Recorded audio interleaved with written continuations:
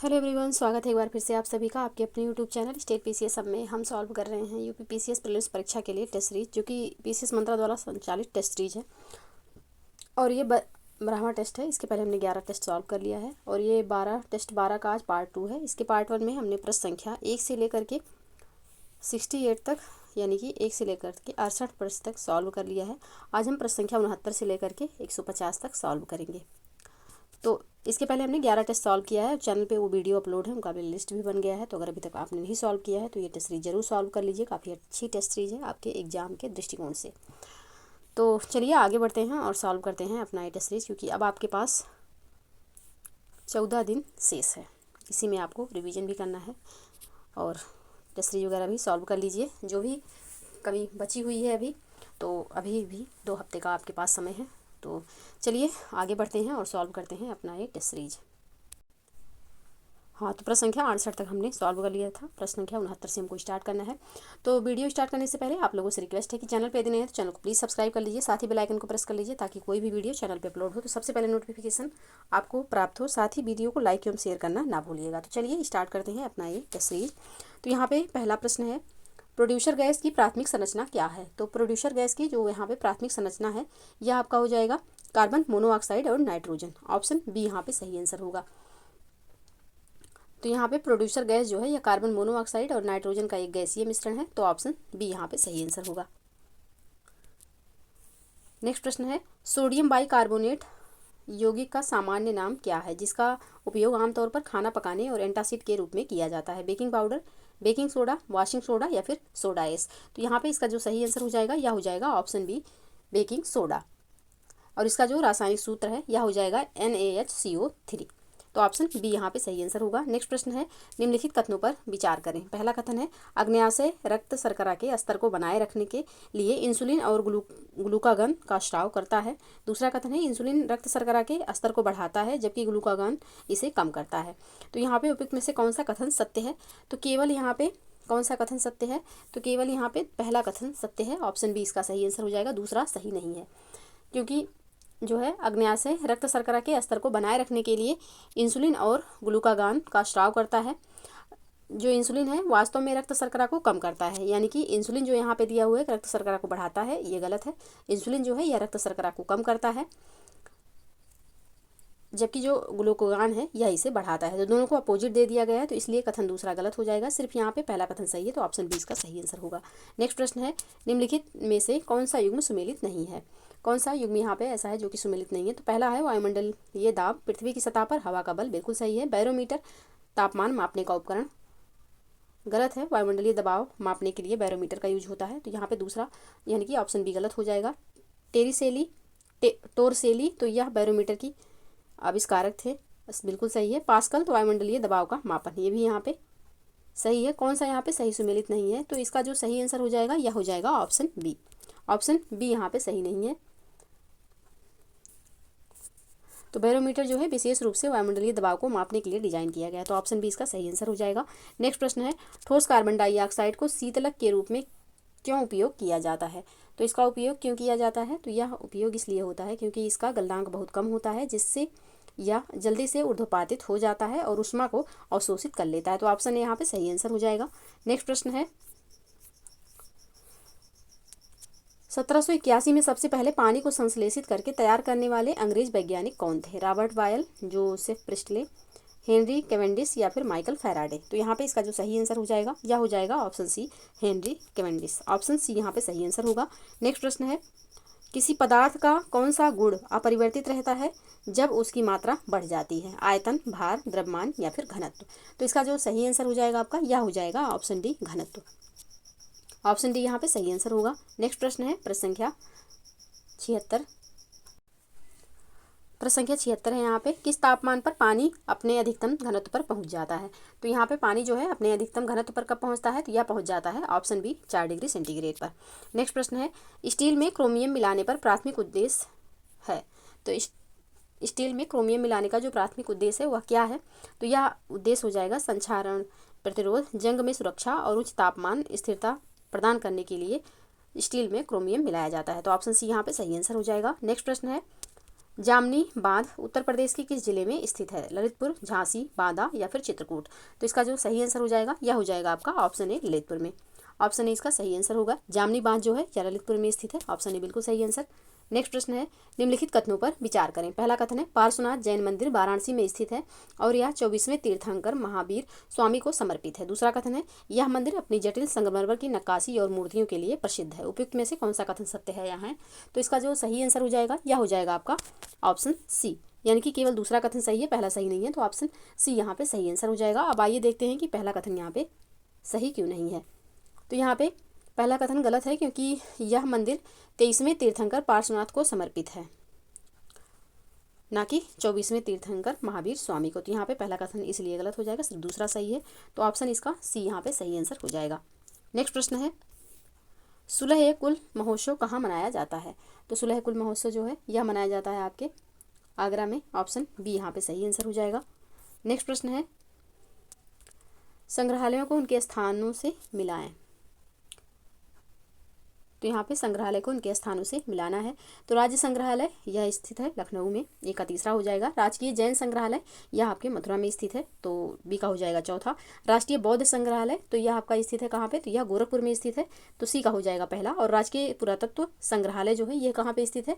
तो यह कन्नौज में स्थित है, तो डी का हो जाएगा दूसरा। तो इसका जो सही कूट हो जाएगा यह हो जाएगा 3 4 1 2, 3 4 1 2 इसका सही कूट होगा। तो 3 4 1 2 ऑप्शन ए में है। ऑप्शन ए इसका सही आंसर हो जाएगा। नेक्स्ट प्रश्न है, निम्नलिखित में से कौन सा युग्म सुमेलित नहीं है? उत्तर प्रदेश में पुरुष साक्षरता 77.28%, उत्तर प्रदेश में महिला साक्षरता 57.18%, उत्तर प्रदेश में समग्र साक्षरता 61.03%। उपयुक्त में से कोई नहीं।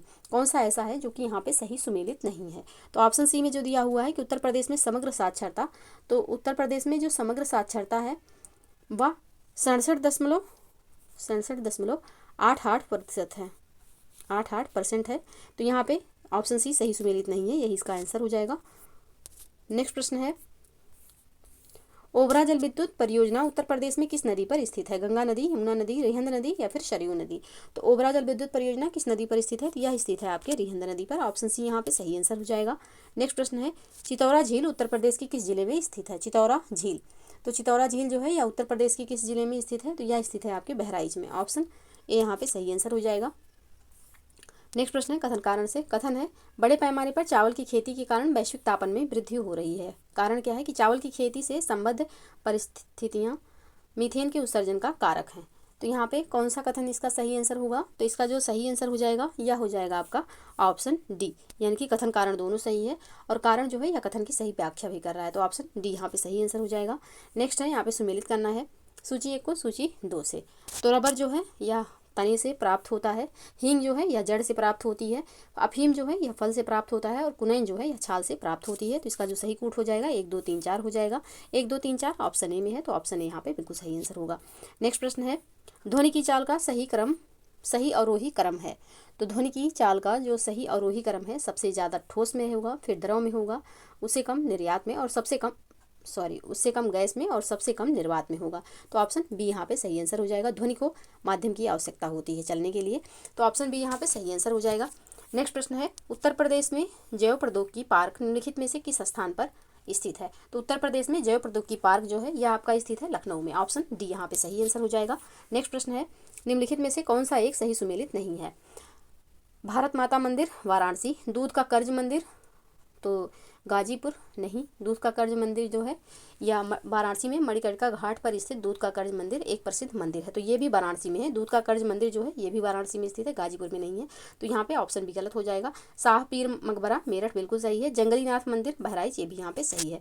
तो यहाँ पे जो सही सुमेलित नहीं है वह हो जाएगा आपका ऑप्शन बी। नेक्स्ट प्रश्न है, समुद्र की गहराई मापने के लिए कितनी आवृत्ति की ध्वनि तरंगों का प्रयोग किया जाता है? तो यहाँ पे प्रयोग किया जाता है 20,000 हर्ट्ज से अधिक की ध्वनियों का। तो ऑप्शन सी यहाँ पे सही आंसर हो जाएगा। नेक्स्ट प्रश्न है, निम्नलिखित में से कौन एक पास्कल के नियम पर आधारित है? कौन सा इसमें एक जो है मशीन ये पास्कल के नियम पर आधारित है? तो ये जो इसका जो सही आंसर होगा यह हो जाएगा हाइड्रोलिक मशीन। ऑप्शन डी यहाँ पे सही आंसर होगा। नेक्स्ट प्रश्न है, निम्नलिखित पर विचार कीजिए। कृषि, मत्स्य, पशुपालन, सीमेंट। उपयुक्त में से कौन अर्थव्यवस्था के प्राथमिक क्षेत्र से संबंधित है? तो यहाँ पे अर्थव्यवस्था के प्राथमिक क्षेत्र से जो संबंधित है वो हो जाएगा आपका कृषि, मत्स्य और पशुपालन। तो ऑप्शन सी यहाँ पे सही आंसर हो जाएगा। ये अर्थव्यवस्था के प्राथमिक क्षेत्र से संबंधित है। ऑप्शन सी सही आंसर। नेक्स्ट प्रश्न है, निम्नलिखित कथनों पर विचार करें। पहला कथन है एमएसएमई की अधिकतर इकाइयाँ ग्रामीण क्षेत्र में स्थित हैं। दूसरा कथन है यह ग्रामीण क्षेत्रों से शहरी क्षेत्रों की ओर पलायन में कुछ कमी आई है। तो यहाँ पे उपयुक्त कथनों में से सत्य कथन का चयन करना है, कौन सा कथन यहाँ पे सही होगा। तो इसका सही आंसर हो जाएगा ऑप्शन सी, यानी कि दोनों कथन सही हैं। नेक्स्ट प्रश्न है, निम्नलिखित कथनों पर विचार कीजिए। पहला कथन है कारपोरेट सोशल रिस्पॉन्सिबिलिटी के तहत सार्वजनिक क्षेत्र के उपक्रमों को कुछ उत्तरदायित्व सौंपे गए हैं। दूसरा कथन है सार्वजनिक क्षेत्र के उपक्रम अपने लाभ का 2% सामाजिक उत्तरदायित्व के कार्यों में खर्च करेंगे। अब उपयुक्त में से कौन सा कथन सही है या है। तो यहाँ पे दोनों कथन बिल्कुल सही हैं, ऑप्शन ए यहाँ पे सही आंसर हो जाएगा। नेक्स्ट प्रश्न है, निम्नलिखित कथनों पर विचार कीजिए। पहला कथन है कार्टाजेना प्रोटोकॉल का संबंध ओजोन संरक्षण से है। दूसरा कथन है कार्टाजेना कोलंबिया का एक शहर है। उपयुक्त में से कौन सा कथन सत्य है या है। तो इसका जो सही आंसर हो जाएगा यह हो जाएगा आपका ऑप्शन बी, यानी कि केवल दूसरा कथन सही है, पहला सही नहीं है। तो ऑप्शन बी इसका सही आंसर हो जाएगा। अब देखते हैं पहला क्यों सही नहीं है। तो यहाँ पे दिया हुआ है कार्टाजेना प्रोटोकॉल का संबंध ओजोन संरक्षण से है। तो कार्टाजेना जो प्रोटोकॉल है इसका संबंध जैव विविधता से है, ना कि ओजोन संरक्षण से। तो यहाँ पे पहला कथन गलत हो जाएगा, सिर्फ दूसरा सही है। तो यहाँ पे ऑप्शन बी इसका सही आंसर होगा। नेक्स्ट प्रश्न है, वैश्विक पर्यावरण आउटलुक रिपोर्ट कौन जारी करता है। तो वैश्विक पर्यावरण आउटलुक रिपोर्ट जो है या UNEP के द्वारा जारी किया जाता है। ऑप्शन बी यहाँ पे सही आंसर हो जाएगा। नेक्स्ट प्रश्न है, निम्नलिखित में से किस फसल को दलहनी और तिलहनी दोनों वर्गों में रखा जाता है। उर्द, सोयाबीन, मसूर या फिर मटर। तो यहाँ पे इसका जो सही आंसर हो जाएगा यह हो जाएगा सोयाबीन। सोयाबीन को जो है दलहनी और तिलहनी दोनों वर्गों में रखा जाता है। ऑप्शन बी यहाँ पे सही आंसर हो जाएगा। नेक्स्ट प्रश्न है, किसी अप्रत्याशित लाभ पर जनहित में लगाया गया कर क्या कहलाता है। तो ये जो कर लगाया जाता है यह कहलाता है विंडफॉल टैक्स। ऑप्शन सी यहाँ पे सही आंसर हो जाएगा। नेक्स्ट प्रश्न है, निम्नलिखित में से कौन सा कथन असत्य है। यहाँ पे कौन सा कथन जो है यह असत्य होगा। तो इसका जो सही आंसर हो जाएगा यह हो जाएगा ऑप्शन डी, घरेलू वायरिंग श्रेणी क्रम में संयोजित होता है। तो घरेलू वायरिंग जो होता है यह श्रेणी क्रम में ना होकर के समानांतर क्रम में लगता है। तो ऑप्शन डी यहाँ पे सही आंसर हो जाएगा। बाकी ये तीनों कथन बिल्कुल सही हैं। तो ऑप्शन डी यहाँ पे सही सुमेलित नहीं है, यानी कि घरेलू वायरिंग जो है यह श्रेणी क्रम में नहीं लगता है या समानांतर क्रम में लगता है, इसको जानते रहिएगा। ऑप्शन डी यहाँ पे सही आंसर हो जाएगा। नेक्स्ट प्रश्न है, मौर्योत्तर युग में उत्तर प्रदेश का कौन सा नगर रेशम मार्ग से संबंध था जो एशिया से जुड़ा था। तो इसका जो सही आंसर हो जाएगा यह हो जाएगा मथुरा का। ऑप्शन ए यहाँ पे सही आंसर होगा। नेक्स्ट प्रश्न है, जिन्ना विभाजन चाहते हैं या नहीं, हम स्वयं विभाजन चाहते हैं, यह कथन किसका है। तो ये जो कथन है ये कथन है आपका सरदार वल्लभ भाई पटेल जी का। ऑप्शन बी यहाँ पे सही आंसर हो जाएगा। नेक्स्ट प्रश्न है, भारतीय शासन व्यवस्था में केंद्रीय मंत्रिपरिषद निम्न में से किसके प्रति उत्तरदायी होती है। प्रधानमंत्री, राष्ट्रपति, लोकसभा या फिर राज्यसभा। तो इसका जो सही आंसर हो जाएगा यह हो जाएगा ऑप्शन सी, लोकसभा के प्रति। ऑप्शन सी बिल्कुल सही आंसर होगा। नेक्स्ट प्रश्न है, निम्नलिखित में से कौन अपने कार्यकाल के दौरान लिए गए किसी निर्णय के लिए किसी न्यायालय में जवाबदेह नहीं होंगे। भारत के राष्ट्रपति, किसी राज्य के राज्यपाल, उपयुक्त में से कोई नहीं या फिर ए और बी दोनों। तो इसका जो सही आंसर हो जाएगा आपका यह हो जाएगा ऑप्शन सी, यानी कि भारत के राष्ट्रपति और किसी राज्य के राज्यपाल जो हैं यह अपने कार्यकाल के दौरान लिए गए किसी भी निर्णय के लिए न्यायालय में जवाबदेह नहीं है। तो ऑप्शन सी यहाँ पे सही आंसर हो जाएगा। नेक्स्ट प्रश्न है, निम्नलिखित में से कौन वाक एवं अभिव्यक्ति की स्वतंत्रता के अंतर्गत शामिल किया जाता है। प्रेस की स्वतंत्रता, फोन टैपिंग के विरुद्ध अधिकार, सरकारी गतिविधियों की जानकारी का अधिकार। उपयुक्त में से सही विकल्प कौन से हैं, यानी कि इन तीनों में से कौन कौन वाक एवं अभिव्यक्ति की स्वतंत्रता के अंतर्गत शामिल है। तो इसका जो सही आंसर हो जाएगा यह हो जाएगा ऑप्शन डी, यानी कि तीनों शामिल हैं। ऑप्शन डी यहाँ पे सही आंसर हो जाएगा। नेक्स्ट प्रश्न है, निम्न में से किस अनुच्छेद में समान नागरिक संहिता लागू करने की बात कही गई है। तो समान नागरिक संहिता जो है यह लागू करने की बात अनुच्छेद 44 में कही गई है, जो कि एक नीति निर्देशक तत्व है। तो ऑप्शन बी यहाँ पे सही आंसर हो जाएगा। नेक्स्ट प्रश्न है, लोकसभा एवं राज्यसभा की संयुक्त बैठक के संदर्भ में निम्नलिखित कथनों पर विचार करें। पहला कथन है, लोकसभा एवं राज्यसभा की संयुक्त बैठक अनुच्छेद 108 के अंतर्गत की जाती है। दूसरा कथन है, लोकसभा एवं राज्यसभा की संयुक्त बैठक राष्ट्रपति के द्वारा आयोजित की जाती है। तीसरा कथन है, लोकसभा एवं राज्यसभा की संयुक्त बैठक की अध्यक्षता लोकसभा अध्यक्ष द्वारा की जाती है। कौन सा कथन यहाँ पे सत्य है। तो इसका जो सही आंसर हो जाएगा यह हो जाएगा आपका ऑप्शन डी, यानी कि तीनों कथन बिल्कुल सत्य हैं। ऑप्शन डी इसका सही आंसर होगा। नेक्स्ट प्रश्न है, निम्नलिखित कथनों पर विचार करें। पहला कथन है, भारतीय संसद में विश्वास प्रस्ताव विपक्ष के किसी सदस्य के द्वारा रखा जाता है। दूसरा कथन है, विश्वास प्रस्ताव के पारित होने पर मंत्रिपरिषद को त्यागपत्र देना पड़ता है। तो यहाँ पे कौन सा कथन सही है। तो यहाँ पे दोनों में से एक भी नहीं सही है, ऑप्शन डी इसका सही आंसर हो जाएगा। क्योंकि भारतीय संसद में विश्वास प्रस्ताव जो है यह मंत्रिपरिषद के द्वारा लाया जाता है, जबकि अविश्वास प्रस्ताव जो है यह विपक्ष के किसी सदस्य के द्वारा लाया जा सकता है। अविश्वास प्रस्ताव के पारित होने पर मंत्रिपरिषद को त्यागपत्र देना पड़ता है, ना कि विश्वास प्रस्ताव के। तो यहाँ पे दोनों कथन एकदम अपोजिट दिए हुए हैं, गलत हैं, तो दोनों कथन गलत हो जाएंगे। सही आंसर हो जाएगा ऑप्शन डी। नेक्स्ट प्रश्न है, निम्नलिखित कथनों पर विचार कीजिए। पहला कथन है, वर्ष 1946 में भारत में अंतरिम सरकार का गठन किया गया। दूसरा कथन है, इसमें कार्यपालिका परिषद के अध्यक्ष जवाहरलाल नेहरू थे। उपयुक्त में से कौन सा कथन सत्य है? तो इसका जो सही आंसर हो जाएगा आपका, ये हो जाएगा ऑप्शन ए। केवल पहला कथन यहाँ पे सत्य है, ऑप्शन ए इसका सही आंसर हो जाएगा। क्योंकि इसमें कार्यपालिका परिषद के जो अध्यक्ष थे यह कौन थे? तो इस अंतरिम सरकार में ब्रिटिश वायसराय कार्यपालिका परिषद के अध्यक्ष थे।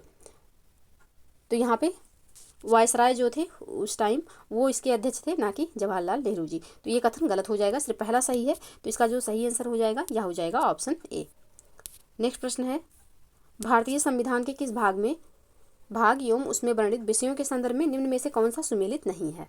भाग 4A नीति निर्देशक तक, भाग 11 केंद्र राज्य संबंध, भाग 15 निर्वाचन, भाग 18 आपात उपबंध।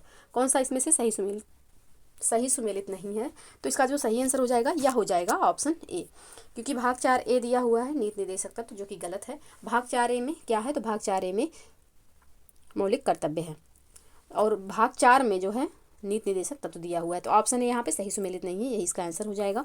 नेक्स्ट प्रश्न है, सर्वोच्च न्यायालय के न्यायिक पुनरावलोकन की शक्ति का वर्णन निम्न में से किस अनुच्छेद में किया गया है? तो न्यायिक पुनरावलोकन का जो वर्णन है यह हुआ है अनुच्छेद 137 में। ऑप्शन सी यहाँ पे सही आंसर हो जाएगा। नेक्स्ट प्रश्न है,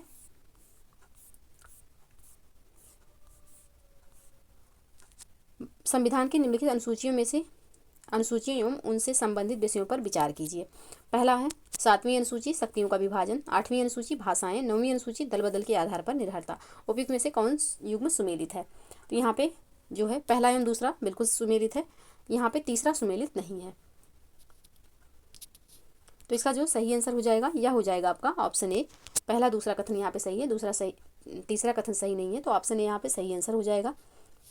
क्योंकि भारतीय संविधान में मूल रूप से 8 अनुसूची थी, जो कि वर्तमान में बढ़कर 12 हो गई हैं। संविधान की 9वीं अनुसूची जो है कुछ विधियों के मान्यकरण से संबंधित है, अर्थात इस अनुसूची में शामिल अधिनियमों का सामान्य तौर पर न्यायिक पुनरावलोकन किया जा सकता है।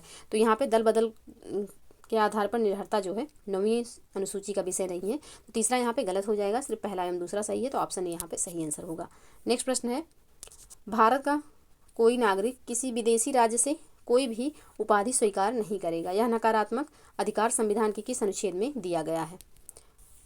तो अनुच्छेद 18(1), अनुच्छेद 18(2), अनुच्छेद 18(3) या फिर अनुच्छेद 18(4).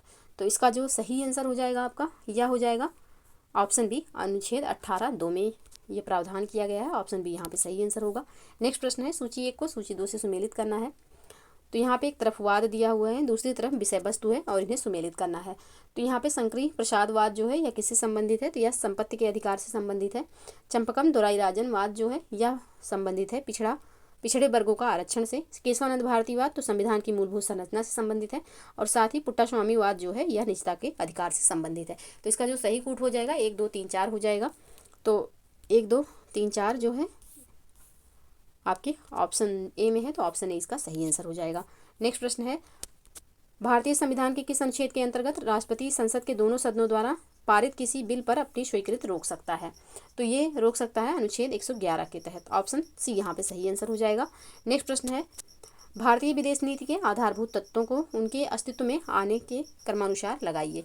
गुजराल सिद्धांत, Panchsheel, look east policy, Bharat Soviet मैत्री संधि। तो इसका जो सही आंसर हो जाएगा, इसका जो सही कूट होगा सबसे पहले आपका आएगा पंचशील, फिर हो जाएगा भारत सोवियत मैत्री संधि, फिर होगा लुक ईस्ट पॉलिसी और सबसे लास्ट में गुजराल सिद्धांत। तो इसका जो सही कूट बनेगा 2, 4, 3, 1 हो जाएगा। ऑप्शन बी में है, ऑप्शन बी यहाँ पे सही आंसर होगा। नेक्स्ट प्रश्न है, पंचायती राज व्यवस्था के संदर्भ में निम्नलिखित कथनों पर विचार करें। तो यहाँ पे पंचायती राज व्यवस्था के संदर्भ में निम्नलिखित कथनों पर विचार करना है। पहला कथन है, पंचायती राज व्यवस्था का ढांचा द्विस्तरीय होता है। दूसरा कथन है, 74वें संविधान संशोधन द्वारा ग्राम सभा का बनना अनिवार्य कर दिया गया। तीसरा कथन है पंचायत क्षेत्र के सभी व्यक्ति ग्राम सभा के सदस्य होते हैं। चौथा कथन है ग्राम सभा की भूमिका और कार्य का फैसला प्रदेश के कानूनों से होता है। तो यहाँ पे उपयुक्त कथनों में से कौन सा कथन असत्य है? असत्य कथन यहाँ पे चूज करना है। तो इसका जो सही आंसर हो जाएगा यह हो जाएगा आपका ऑप्शन सी, यानी कि पहला, दूसरा एवं तीसरा कथन जो यहाँ पे दिया हुआ है यह असत्य है। तो ऑप्शन सी इसका सही आंसर हो जाएगा, क्योंकि पंचायती राज व्यवस्था का जो ढांचा है यहाँ पे दिया हुआ है कि द्विस्तरीय, तो ये गलत हो जाएगा, त्रिस्तरीय ढांचा है। साथ ही यहाँ पे ग्राम पंचायत, मंडल, तालुका या पंचायत और क्षेत्र जिला पंचायत होते हैं, यानी कि 3 स्तरीय होता है। जो प्रदेश आकार में छोटे हैं वहाँ मंडल या तालुका पंचायत यानी मध्यवर्ती स्तर की आवश्यकता नहीं होती है। मध्यवर्ती स्तर पर पंचायत का गठन नहीं हो सकता यदि मध्यवर्ती स्तर पर पंचायत का गठन नहीं होगा, क्योंकि उस राज्य की जनसंख्या 20 लाख से कम हो। संविधान के 73वें संविधान संशोधन के द्वारा ग्राम पंचायत को बनाना अनिवार्य कर दिया गया है। पंचायत क्षेत्र में मतदाता के रूप में पंजीकृत हर वयस्क व्यक्ति ग्राम सभा का सदस्य होता है। तो यहाँ पे पहला, दूसरा एवं तीसरा कथन गलत है। सिर्फ यहाँ पे सही कथन कौन सा है? तो इसका जो सही कथन हो जाएगा ये सिर्फ चौथा है, क्योंकि प्रश्न में पूछा गया असत्य कथन, तो इसका जो असत्य कथन है ऑप्शन सी हो जाएगा। ऑप्शन सी इसका सही आंसर। नेक्स्ट प्रश्न है लोकसभा की विशेषाधिकार समिति में कुल कितने सदस्य होते हैं? 22, 20, 15 या फिर 10? तो इसका जो सही आंसर होगा यह हो जाएगा आपका ऑप्शन सी, 15 सदस्य होते हैं। ऑप्शन सी यहाँ पे सही आंसर होगा। नेक्स्ट प्रश्न है राष्ट्रपति को प्राप्त वीटो शक्ति के संदर्भ में निम्नलिखित युग्मों पर विचार कीजिए। पहला है अत्यंतिक वीटो उच्च बहुमत के साथ विधायिका के जरिए अधिभावित। दूसरा कथन है विशेषित वीटो विधेयक पर राय सुरक्षित रखना। तीसरा है पॉकेट वीटो विधायिका द्वारा पारित विधेयक पर कोई निर्णय नहीं लेना। अब उपयुक्त युग्मों में से कौन सा यहाँ पे सही सुमेलित है या है? तो इसका जो सही आंसर हो जाएगा यह हो जाएगा आपका ऑप्शन डी। केवल तीसरा यहाँ पे सही सुमेलित है, ऑप्शन डी यहाँ पे सही आंसर हो जाएगा, क्योंकि अत्यंतिक जो वीटो है यह विधायिका द्वारा पारित विधेयक पर अपनी राय सुरक्षित रखता है, और विशेषित जो वीटो है या वह वीटो है जो विधायिका द्वारा उच्च बहुमत से निरस्त किया जा सके। तो यहाँ पे दोनों गलत दिए हुए हैं, पहला दूसरा यहाँ पे गलत है, सिर्फ यहाँ पे तीसरा सही है। तो ऑप्शन डी इसका सही आंसर हो जाएगा। नेक्स्ट प्रश्न है निम्नलिखित में से किन परिस्थितियों में संसद राज्य सूची के विषय पर कानून बना सकती है? राष्ट्रीय आपात के समय, राष्ट्रपति शासन के समय, कम से कम 3 या अधिक राज्यों के अनुरोध पर, अंतर्राष्ट्रीय समझौतों को लागू कराने के लिए। तो यहाँ पे इसका जो सही आंसर हो जाएगा क्या होगा? तो इसका जो सही आंसर हो जाएगा यहाँ पे पहला, दूसरा एवं चौथा सही है, तीसरा यहाँ पे सही नहीं है। तो ऑप्शन बी इसका सही आंसर हो जाएगा। नेक्स्ट प्रश्न है निम्न में से कौन सा कथन सत्य नहीं है? पहला है मंत्रिपरिषद का एक निश्चित कार्यकाल होता है। दूसरा है मंत्रिपरिषद के सदस्य सामूहिक रूप से लोकसभा के प्रति उत्तरदायी होते हैं। तीसरा कथन है मंत्रिपरिषद के सदस्य व्यक्तिगत रूप से संसद के प्रति उत्तरदायी होते हैं। चौथा कथन है मंत्रिपरिषद के सदस्यों की संख्या लोकसभा के सदस्यों की संख्या की 15% से अधिक नहीं होना चाहिए। तो यहाँ पे इसका जो सही आंसर हो जाएगा यह हो जाएगा आपका ऑप्शन सी यहाँ पे सही आंसर हो जाएगा। पहला एवं तीसरा जो है यहाँ पे सही नहीं है, तो ऑप्शन सी इसका सही आंसर होगा। नेक्स्ट प्रश्न है राष्ट्रीय मानवाधिकार आयोग के अध्यक्ष एवं सदस्यों की नियुक्ति समिति के निम्न में से कौन सा सदस्य शामिल नहीं होता है? तो यहाँ पे कौन शामिल नहीं होता? तो राज्य का सभापति शामिल नहीं होता इसमें। ऑप्शन डी यहाँ पे सही आंसर हो जाएगा। नेक्स्ट प्रश्न है संपत्ति के मौलिक अधिकार को कब समाप्त किया गया? तो संपत्ति के मौलिक अधिकार को समाप्त किया गया 1978 में 44वें संविधान संशोधन द्वारा। ऑप्शन ए यहाँ पे सही आंसर हो जाएगा। नेक्स्ट प्रश्न है यदि भारत के राष्ट्रपति का पद रिक्त हो जाए और कोई उपराष्ट्रपति भी ना हो तब कौन कार्यवाहक राष्ट्रपति होगा? तो यहाँ पे कार्यवाहक राष्ट्रपति उस समय कौन होगा? तो सर्वोच्च न्यायालय का मुख्य न्यायाधीश हो जाएगा। ऑप्शन डी यहाँ पे सही आंसर होगा। नेक्स्ट प्रश्न है निम्न कथनों पर विचार करें। पहला कथन है संविधान सभा एक पूर्णतः नामांकित निकाय है। दूसरा है इसके सदस्यों का चुनाव अप्रत्यक्ष विधि से हुआ था। तीसरा कथन है सभा के सदस्यों का चुनाव सीमित मताधिकार से हुआ है। उपयुक्त में से कौन सा कथन सही है यहाँ? तो इसका जो सही आंसर हो जाएगा यह हो जाएगा आपका ऑप्शन बी। दूसरा एवं तीसरा कथन यहाँ पे सही है। ऑप्शन बी इसका सही आंसर होगा। नेक्स्ट प्रश्न है निम्नलिखित में से कौन सा कथन सही नहीं है? तो यहाँ पे जो कथन सही नहीं है वह हो जाएगा ऑप्शन ए, यानी कि भारत का प्रधानमंत्री अनिवार्य रूप से लोकसभा का सदस्य होना चाहिए, ऐसा नहीं है, राज्यसभा का भी सदस्य हो सकता है। तो ऑप्शन ए यहाँ पे सही आंसर हो जाएगा। नेक्स्ट प्रश्न है अरावली पर्वत श्रेणी के संदर्भ में क्या सही नहीं है? तो अरावली पर्वत श्रेणी के संदर्भ में जो ऑप्शन ए दिया हुआ है कि यह मालवा पठार के उत्तर पूर्व में स्थित है, या यहाँ पे सही नहीं है, क्योंकि अरावली पर्वत श्रेणी मालवा पठार के उत्तर पश्चिम में स्थित है। तो ऑप्शन ए यहाँ पे सही आंसर हो जाएगा। नेक्स्ट प्रश्न है, चेनाब नदी के संदर्भ में कौन सा ऐसे हैं सत्य कथन का यहाँ पे चयन करना है चेनाब नदी के बारे में। चेनाब को हिमाचल प्रदेश में चंद्रभागा कहते हैं। चंद्र तथा भागा इसके उद्गम स्थान है जो लाहौल के बारालाचाला दर्रे के दोनों ओर स्थित हैं। तीसरा कथन है, चंद्र तथा भागा सरिताएं केलांग के निकट तंडी नामक स्थान पर आपस में मिलती हैं। तो यहाँ पे कौन सा कथन सही हो जाएगा? तो ऑप्शन डी यहाँ पे सही आंसर हो जाएगा। सभी कथन यहाँ पे सही हैं। किसके बारे में? तो यहाँ पे चेनाब नदी के बारे में। नेक्स्ट प्रश्न है, सूची 1 को सूची 2 से सुमेलित करना है। तो एंटवर्प जो है एक तरफ शहर है, दूसरी तरफ नदी तट दिया हुआ है। एंटवर्प जो है यह सेल्ट नदी के किनारे स्थित है। वियना जो है यह डेन्यूब नदी के किनारे है। नियामी जो है आपका नाइजर नदी के, और रॉटरडम आपका राइन नदी के किनारे हो जाएगा। 1, 2, 3, 4 इसका सही कूट होगा। तो ऑप्शन ए यहाँ पे सही आंसर हो जाएगा। नेक्स्ट प्रश्न है, निम्नलिखित में से किस स्रोत से प्राप्त आय को केंद्र सरकार द्वारा राज्य सरकारों से साझा करने के अनिवार्यता होती है? तो इसका जो सही आंसर हो जाएगा यह हो जाएगा उपयुक्त में से कोई नहीं। ऑप्शन डी यहाँ पे सही आंसर होगा। नेक्स्ट प्रश्न है, निम्नलिखित कथनों पर विचार करें। पहला कथन है, भारत में औसत वार्षिक वर्षा लगभग 125 सेंटीमीटर है। दूसरा कथन है, खासी और जयंतिया पहाड़ियों के कुछ भागों में वर्षा 100 सेंटीमीटर से भी अधिक होती है। तीसरा कथन है, ब्रह्मपुत्र घाटी तथा निकटवर्ती पहाड़ियों पर वर्षा 200 सेंटीमीटर से भी कम होती है। तो इसका कौन सा कथन यहाँ पे सही है? तो इसका जो सही आंसर हो जाएगा ऑप्शन सी हो जाएगा। तीनों कथन यहाँ पे सही हैं। नेक्स्ट प्रश्न है, निम्नलिखित में से कौन सुमेलित है? मछलियों में ड्रॉपसी रोग, पारा, इटाई रोग। तो इटाई जो है कैडमियम के कारण होता है, फ्लोराइड के कारण नहीं होता, गलत है। ब्लू बेबी सिंड्रोम कैडमियम के कारण नहीं, नाइट्रेट के कारण होता है। और स्केलेटल फ्लोरोसिस जो होता है तो ये किसके कारण होता है? तो जल में फ्लोराइड के कारण होता है। तो यहाँ पे तीनों कथन ये गलत हैं। यहाँ पे पूछा गया कौन सा सुमेलित है सही, तो ऑप्शन ए यहाँ पे सही सुमेलित है, यही इसका आंसर हो जाएगा। नेक्स्ट प्रश्न है, सुंडा जल संधि निम्नलिखित में से किन 2 स्थल खंडों को अलग करती है? तो सुंडा जल संधि जो है यह किन 2 स्थल खंडों को अलग करती है? तो यह अलग करती है जावा और सुमात्रा को। ऑप्शन सी बिल्कुल सही आंसर हो जाएगा। नेक्स्ट प्रश्न है आपका प्रश्न संख्या 133।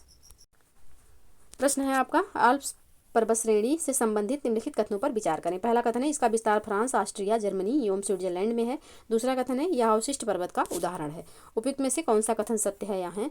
तो इसका जो सही आंसर हो जाएगा यह हो जाएगा आपका ऑप्शन सी, यानी कि दोनों कथन यहाँ पे सही हो जाएंगे। ऑप्शन सी इसका सही आंसर होगा। नेक्स्ट प्रश्न है, निम्न में से उष्णकटिबंधीय चक्रवात की विशेषता नहीं है। कौन सी इसमें उष्णकटिबंधीय चक्रवात की विशेषता नहीं है? तो ऑप्शन ए में यहाँ पे जो दिया हुआ है, इसका विकास केवल गर्म सागरों पर होता है, बिल्कुल सही है। दूसरा है, उष्णकटिबंधीय चक्रवातों में वाताग्र नहीं पाए जाते हैं, तो ये भी कथन यहाँ पे सही है। इनमें प्रवाह की दिशा पश्चिम से पूर्व होती है, तो ये गलत है। इनमें प्रवाह की जो दिशा है यह पूर्व से पश्चिम होती है, ना कि पश्चिम से पूर्व, तो यहाँ पे सी गलत हो जाएगा। इनका आकार शीर्षोष्णकटिबंधीय चक्रवात की तुलना में कम होता है, तो ये भी यहाँ पे सही है। तो यहाँ पे कौन पूछा गया है, कौन सा उष्णकटिबंधीय चक्रवात की विशेषता नहीं है? तो ऑप्शन सी यहाँ पे सही आंसर हो जाएगा। नेक्स्ट प्रश्न है, भारत में पाई जाने वाली अनुसूचित जनजातियों तथा उनसे संबंधित राज्यों के संदर्भ में कौन सा युग्म सुमेलित नहीं है? चेचू आंध्र प्रदेश, असुर बिहार झारखंड, कोतवालिया तो राजस्थान, और कोरागा तो कर्नाटक। कौन सा इसमें सही सुमेलित नहीं है? तो जो यहाँ पे कोतवालिया दिया हुआ है राजस्थान का नहीं, ये गुजरात की जनजाति है, तो ऑप्शन सी यहाँ पे सही आंसर हो जाएगा, जो कि सही सुमेलित नहीं है। नेक्स्ट प्रश्न है, निम्नलिखित कथनों पर विचार करें और सही उत्तर का चयन करें। पहला है, ट्रांस हिमालय पर्वतमाला में स्थित कराकोरम पर्वत श्रृंखला तिब्बती पठार का विस्तार है। दूसरा कथन है, ट्रांस हिमालय क्षेत्र में पाए जाने वाले ग्लेशियर भारत के गंगा बेसिन को पानी की प्रमुख आपूर्ति करते हैं। और तीसरा कथन है, विश्व के प्रायः सभी सर्वोच्च शिखर ट्रांस हिमालय में पाए जाते हैं। उपयुक्त में से कौन सा कथन सत्य है यहाँ? तो इसका जो सही आंसर हो जाएगा आपका ये हो जाएगा ऑप्शन ए। केवल पहला कथन यहाँ पे सही है, दूसरा एवं तीसरा सही नहीं है, तो ऑप्शन ए इसका सही आंसर होगा। नेक्स्ट प्रश्न है, नई दिल्ली और न्यूयॉर्क शहर का समय एक समान किस स्थिति में होता है? तो ये होता है यदि वे समान देशांतर पर अवस्थित होते। ऑप्शन ए यहाँ पे सही आंसर हो जाएगा। नेक्स्ट प्रश्न है, भारतीय मानक समय रेखा निम्नलिखित में से किस राज्य से होकर नहीं गुजरती? उत्तर प्रदेश, उड़ीसा, तेलंगाना या फिर मध्य प्रदेश। तो इसका जो सही आंसर हो जाएगा यह हो जाएगा आपका ऑप्शन सी, तेलंगाना से होकर नहीं गुजरती है। ऑप्शन सी यहाँ पे सही आंसर। नेक्स्ट प्रश्न है, निम्नलिखित में से कौन निम्नलिखित में से भारत के कौन से राज्य अंतर्राष्ट्रीय सीमा के साथ साथ समुद्री सीमा को भी स्पर्श करते हैं? तो यहाँ पे इसका जो सही आंसर हो जाएगा यह हो जाएगा आपका गुजरात और आपका हो जाएगा पश्चिम बंगाल। तो ऑप्शन डी यहाँ पे सही आंसर होगा। नेक्स्ट प्रश्न है, निम्नलिखित दोआब को नदियों से सुमेलित करिए। तो अवध का मैदान जो हो जाएगा गोमती घाघरा, मिथिला का मैदान तो बूढ़ी गंडक और कोशी हो जाएगा, सारण का मैदान तो सारण का मैदान आपका बूढ़ी गंडक और गंडक हो जाएगा, रुहेलखंड का मैदान तो ये हो जाएगा गोमती तथा रामगंगा। तो इसका जो सही गुण होगा 1 2 4 3 हो जाएगा। तो 1 2 4 3 आपके ऑप्शन ए में है, तो ऑप्शन ए यहाँ पे सही आंसर हो जाएगा। नेक्स्ट प्रश्न है, कालानुक्रम के आधार पर निम्नलिखित का सही क्रम है? अरावली, पूर्वी घाट, दक्कन ट्रैप या फिर हिमालय। तो इनका सही क्रम लगाना है कालक्रम के अनुसार। तो इनका जो सही क्रम हो जाएगा यह हो जाएगा 1 2 3 4, यानी कि सब क्रम से ही दिए हुए हैं। तो ऑप्शन बी यहाँ पे सही आंसर हो जाएगा। नेक्स्ट प्रश्न है, निम्नलिखित में से कौन सी नदी ज्वार नदमुख यानी कि एस्चुरी का निर्माण नहीं करती है? तो एस्चुरी का निर्माण कौन सी नदी नहीं करती? तो इसका जो सही आंसर हो जाएगा यह हो जाएगा आपका ऑप्शन डी लूनी। ऑप्शन डी यहाँ पे सही आंसर होगा। बाकी नर्मदा, माही और तापी ये नदियाँ जो है ये एस्चुरी का निर्माण करती हैं। तो ऑप्शन डी यहाँ पे सही आंसर हो जाएगा। नेक्स्ट प्रश्न है, निम्नलिखित में से कौन सी नदी कावेरी की सहायक नदी नहीं है? अमरावती, भवानी, हेमावती या फिर जिया भरेली। तो इसका जो सही आंसर होगा यह हो जाएगा आपका ऑप्शन डी जिया भरेली जो है यह कावेरी की सहायक नदी नहीं है।